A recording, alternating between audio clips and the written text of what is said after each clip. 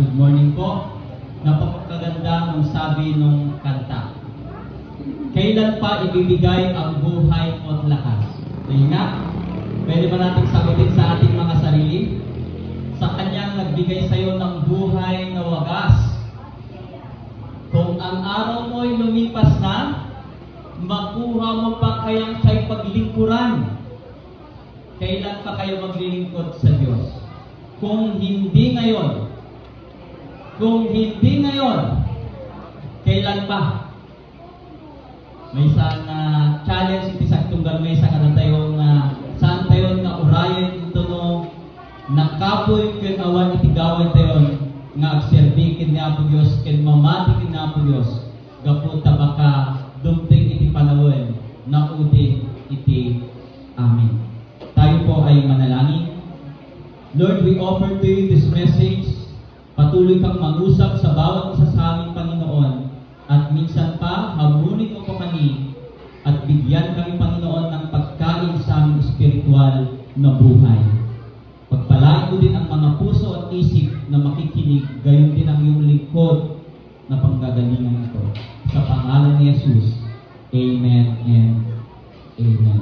Sige po, sa umagang ito, pag-usapan natin ang apoy. Pagkasabi sa katabi mo, apoy, fire. Alam naman po natin lahat kung anong apoy. Ano po? Well, wala ba sa PowerPoint po? The division and the signs. The fire, the division and the signs.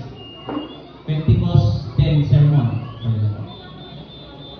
Nung nakaraang linggo, binigyan din ng ating teksto ang hindi dapat pag-iimpok ng kayamanan sa lupa sapagkat ito'y masisira lamang.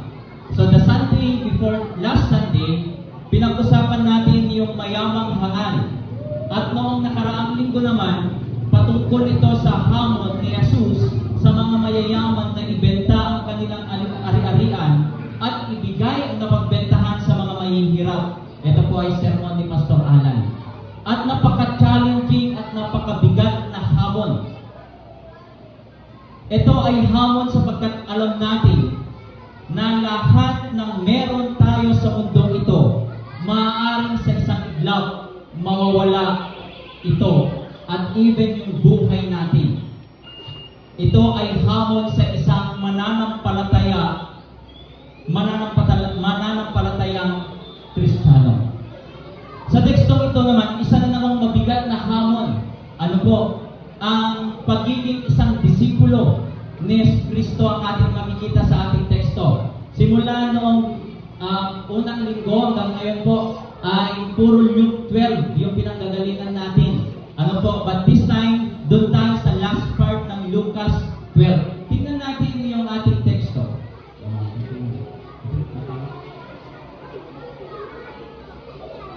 Sige po. Tingnan natin yung kwento ng ating teksto sa umagang ito. Si Jesus, after po niyang i-explain yung about sa hindi pag-iimpok ng kayamanan, ano po, ang binabanggit niya naman dito, lobat ata. Alex na lang natin. Ayun. Sabi niya sa Lucas 12, naparito ako upang magdala ng apoy sa lupa. Kabulwa. Sige, technical na kaya. Naparito ako upang magdala ng apoy sa lupa at sana'y magliyab na ito. Kanina dun sa Sunday School, sabi ni Kay, grabe naman po Diaz, nakakatakot naman yung teksto, paano ituro to sa mga bata? Kasi napakabigat ng sabi niya, hindi ako nandito para magdala ng kung ano, kundi nandito ako upang magdala ng apoy. At may isang bautismo na dapat akong danasin at ako'y nababagabag.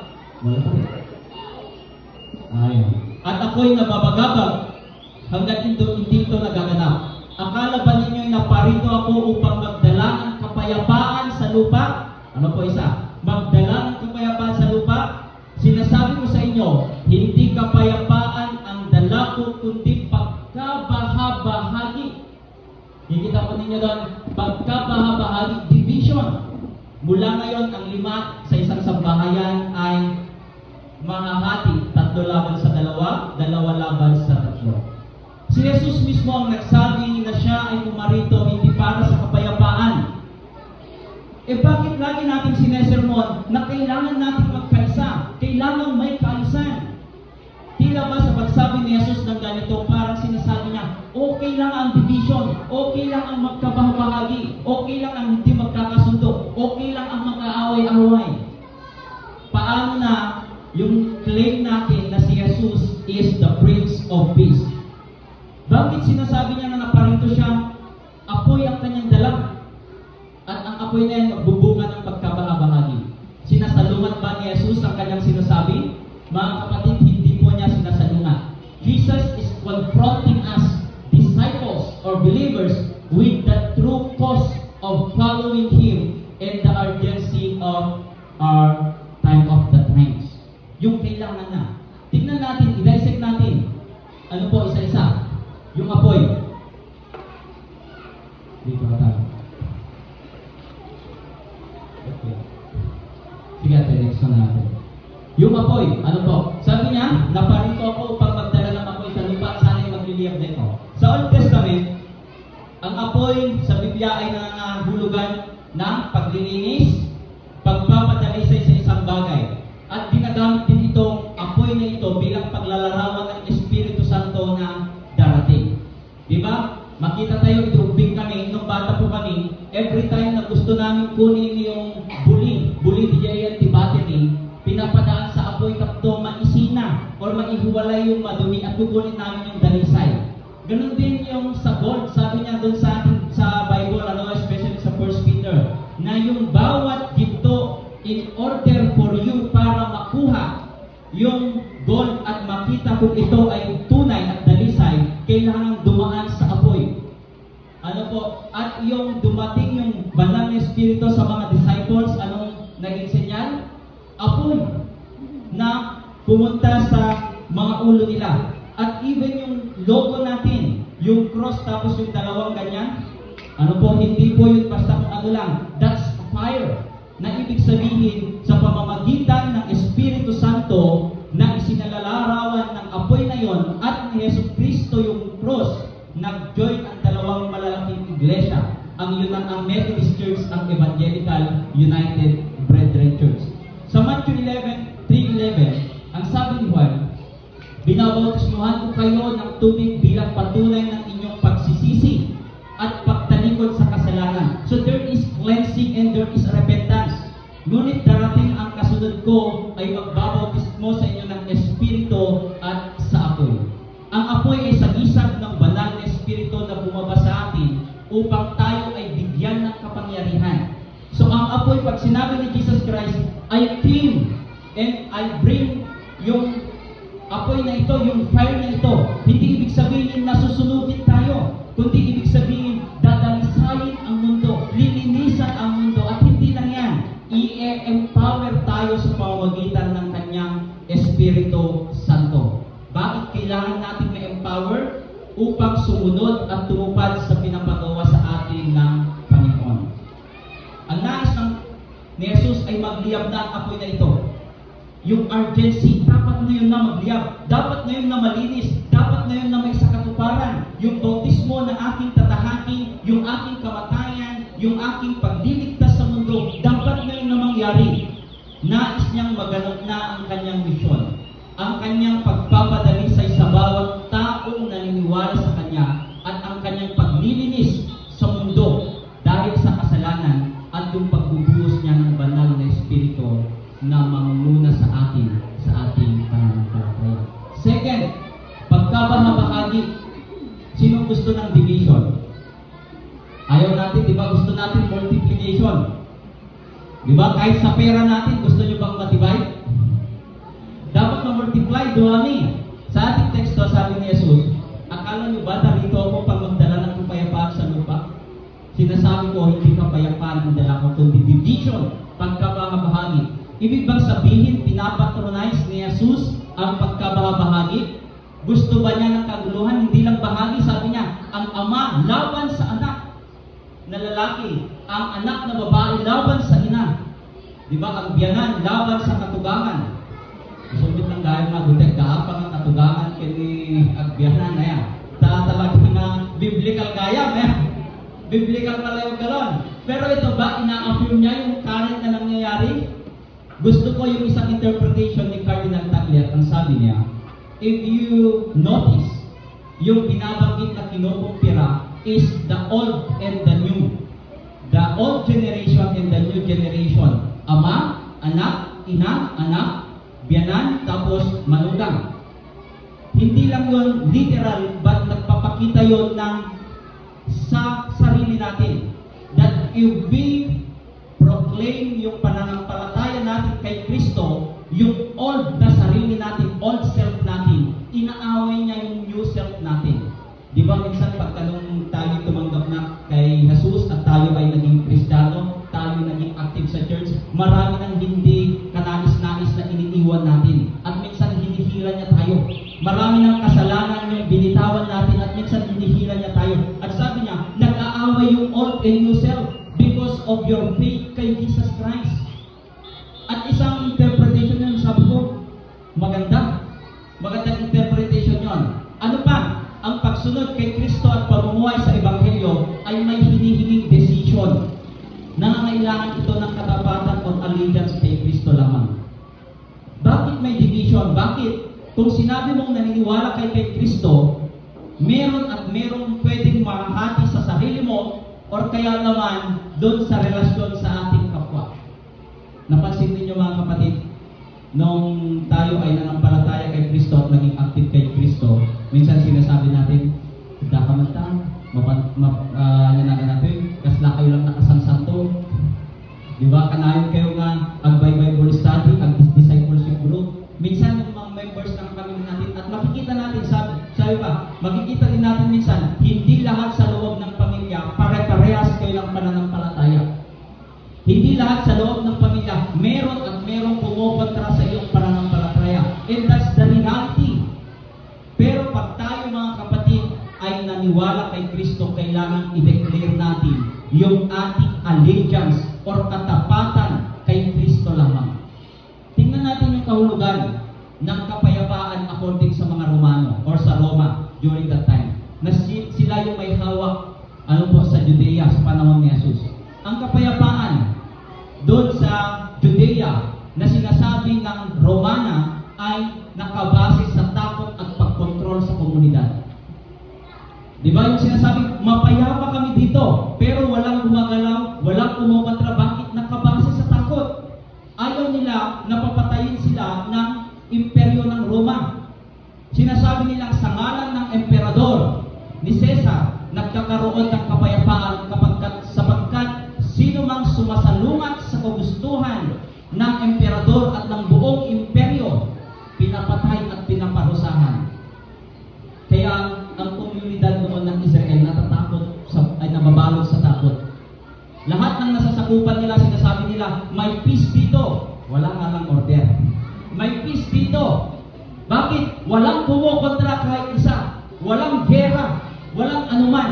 Pero yung mga tao, takot. Ang tanong, meron ba talagang kapayapaan na nangyayari noong panahon ni Jesus Kristo? Sinabi ni Jesus Christ, there's no peace, real peace. Bakit?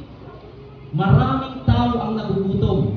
Maraming tao ang pinagmalupitan. Maraming tao ang dumanas ng kawalan ng hustisya. Meron ba totoong kapayapaan? Sa community natin, tignan din natin. Sa teksto natin, makikita natin ang ama laban sa anak na lalaki at ang anak na lalaki laban sa ama. Ganun din, nag-aaway-away. Para bang sinasabi ni Jesus, kailangang maghiwa-hiwalay ang pamilya. Pero hindi po. Noong una, ang tatay ay kino-consider na patriarchal kasi yung society noon. Ang tatay, kung ano yung sinabi, yun yung masusunod. Sinong ganun ngayon? Ako ang batas. Ang sinabi sa tahanan ito ay masusunod. Ngayon, nanay na yung batas. Minsan, anak pa yung batas, ano?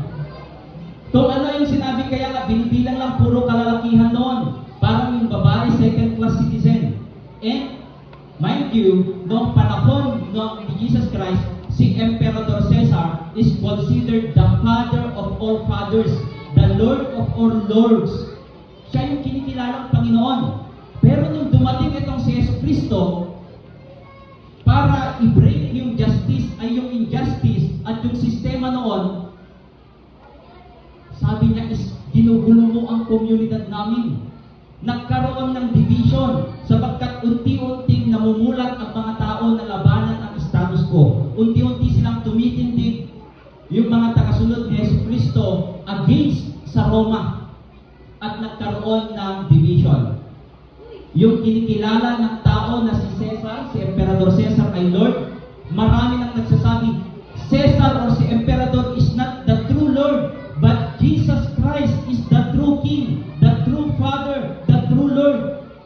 At lahat ng nagde-declare kay Jesus Christ as Lord noon, hinuhuli, pinapatay.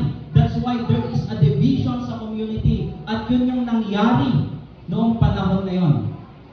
Sa level natin sa buhay natin minsan, ang ating pananampalataya ay lahat ng binanggit ko mula sa personal na level, mula sa community na level, ang ating pananampalataya ay nagkakaroon minsan ng challenge at bunga. Ibig bang sabihin, huwag na akong manampalataya, bakit paghiwa-hiwalayin naman kami? Hindi po. Pero pinapakita nito that once na tayo ay naniwala sa ating Panginoon, siya lang ang ating pupurihin, siya lang ang ating sasambahin, at siya lang ang ating susundan at wala ng iba. Ito yung katotohanan. That even kung makita ninyo sa mga nakaraan, minsan kahit sarili natin, kahit sariling kagustuhan natin, nasasakripisyo for God. Pero hindi niya po tayo iniiwan na ganun lamang. Bagkus binibigay niya kung ano yung nararapat para sa atin. And that's the cost of discipleship na binabanggit ni Pastor Carlos Castillo sa Sunday School kanina. And that's the cost of following Jesus. Makita niyo po yung mga unang sumunod kay Jesucristo. Tayo, mapalad tayo ngayon kasi walang nagbabawal na magbasa ng Biblia. Sa Middle East, binabawal nila ang pananampalatayang Kristiyano. Hinuhuli. Noong unang panahon, lahat ng nagbabasa ng Biblia, yung mga disciples na tagasunod ni Jesus Christ, sinunog, pinatay, pinakaan sa leon. Pero ngayon, walang pong ganon. And we are very privileged dahil tayo ay pwedeng magkaroon ng pananampalataya na malaya. At tayo ay nagpapasalamat sa komunidad na ganon. Third, the symbols or yung mga signs. Sabi ni Jesus sa last part niya, mga mapagpaimbabaw, marunong kayong bumasa ng palatandaan sa kalikasan mo, hindi nyo na nababasa ang palatandaan sa panahon ngayon. Amin tayo kapsat na nagdawang siya, nung umata tayo ay susaktudo. Ay aduiti ikantata. Kaya, huwag naman ay aduiti mali nga mapasamang tata, huwag naman based dun sa mga nakikita natin, is we can actually predict kung ano yung mangyayari or determine. Maliban lang kung meron tayong wiki sa cellphone na app. Sa cellphone, at makikita natin merong parating. Pero nung una ganon, ini-interpret ng mga tao yung nangyayari doon sa komunidad at kung ano yung possible na mangyayari. Pero sabi ni Jesus, mga mapagkunwari kayo. Bakit alam ninyo yun pero hindi nyo nakikita yung palatandaan ng langit? Hindi nyo nakikita yung pagdating ni Kristo. Bakit? Noong panahon na yon, ine-expect ng mga tao na yung tagapagligtas ng Israel against sa Roma ay katulad ni King David, isang military leader. Yung may kapangyarihan at maaaring ipinanganak sa royal family. Ine-expect nila yung tagapagligtas na dapat mayaman, dapat malakas, dapat yung tinitingala. Never nilang in-expect na yung tagapagligtas na inaasahan nila, ipinanganak sa sabsaban. Lumaki sa ordinaryong tao, anak ng karpintero at ordinaryong babae.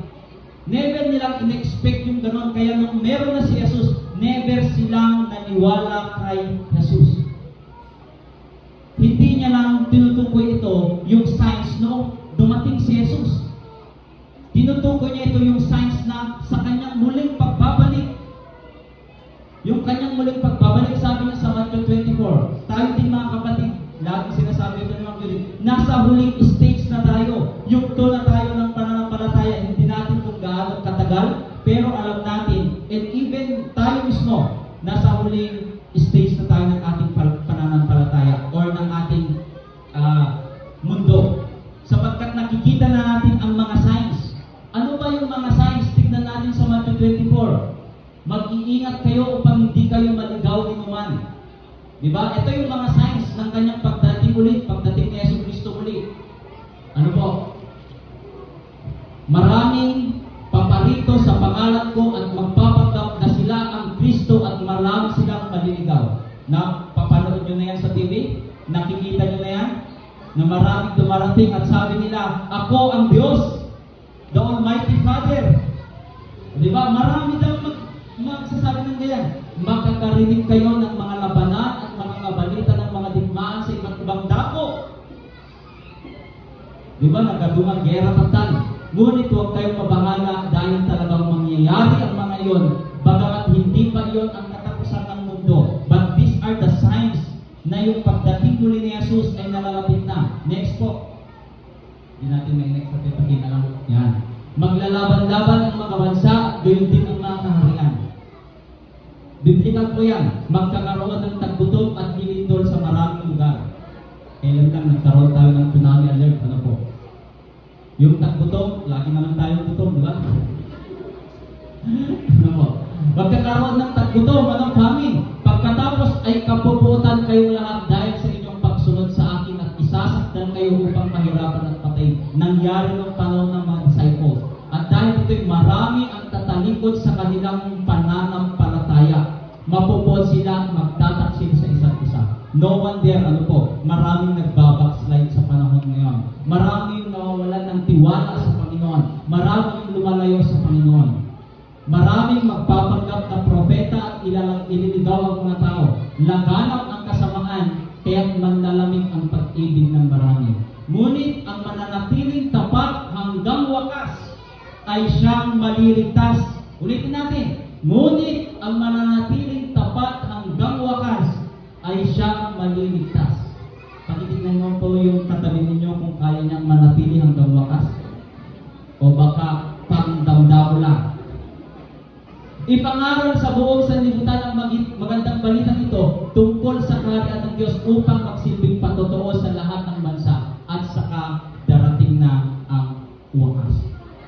Mga kapatid, nakikita natin yung mga signs and we need to be sensitive at pag-aralan at tignan ang mga signs na ito. Doon sa isang kanta, sabi niya, ito ang panahon din na uso ang mag-backslide. Ito ang panahon ng pagbabalik loob sa Kanya.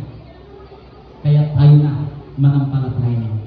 Mga kapatid, ang pagdating ni Kristo ay malapit na. Ang tanong, nakahanda po ba tayo? Nais po ba nating dumaan sa paglilinis at pagdadalisay ng Panginoon sa ating buhay? Ang katapatan po ba natin ay totoong na kay Kristo lamang? Nakikita ba natin ang mga senyales ng nalalapit na pagdating ni Kristo? Ito po ay mga tanong na ating sasagutin sa ating mga sarili.